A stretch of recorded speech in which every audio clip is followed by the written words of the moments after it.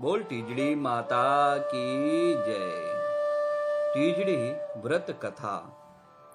सतन भावरन में हिक भेण हुई जे टीजड़ी माता जो व्रत रखियो हो। भावरन उन्हीं ॾींहुं यज्ञ करायो।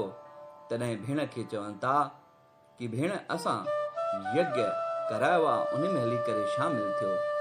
भेण चए थी भावरन खे कि भाउ मां जेको टीजड़ी माता जो व्रत रखियो आहे, जेसिताईं मां चंड खे अर्घ कान ॾींदमि तेसिताईं मां तव्हां सां कान हली सघंदमि। भाउर सुबुह खां शाम थी वई आहे।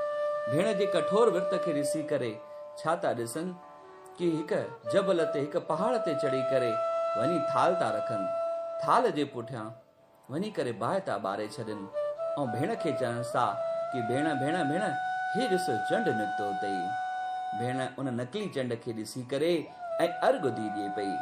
अर्घ ॾियण खां पोइ घर में अचे थी, छा थी ॾिसे कि मुंहिंजो पति हिन संसार खे छॾे करे हलियो वियो आहे।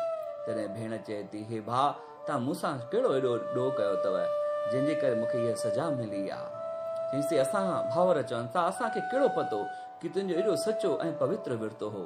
चई न मां सचे भावना सां विर्त रखियो हो। हीअ पंहिंजे पति खे खणी करे हिक वण जे हेठां वञी करे वही थी रहे पई। पूरे 12 महीने खां पोइ उन वण जे पासे मां हिकु ब्राह्मण पियो लंघे। पुत्री तूं हिन वण जे हेठां छो वेठी आहीं? चईसि मूंखां ग़लती थी, टीजड़ी माता जो विर्त बिगर खोले ऐं मां मुंहुं चोरे वरितो आहे। चईसि सुभाणे जेको टीजड़ी माता जो विर्त अथई, सुबुह जो उथी करे असुर कजांइ, मंझंदि जो ब्राह्मण जे घर में वञी करे टीजड़ी माता जी पूजा कजांइ, शाम जो वञी करे ऐं कथा ॿुधजांइ, कथा खां पोइ अर्घ ॾिजांइ। अर्घ वारे छंडे मां पंहिंजे पतीअ खे छंडो हणंदीअ, तुंहिंजो पति जिंदो थी वेंदई।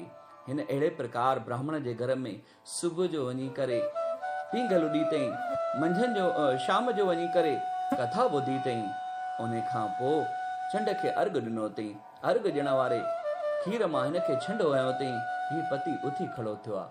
चएसि हे पत्नी मूंखे हेॾी कहिड़ी निंड मां उथारियो चई परमात्मा कंहिंखे बि अहिड़ी गहरी निंड न ॾे। जे उनखे वर बख़्शे ॾिनई तीअं सभिनि खे ॾिजांइ। बोल टीजड़ी माता की जय। बोल टीजड़ी माता। जेको बि सचे भावना सां हिन टीजड़ी माता जी कथा खे ॿुधंदो ऐं हिन विर्त खे रखंदो, उनजी सभई मनोकामनाऊं पूर्ण थींदियूं। बोल टीजड़ी माता की जय।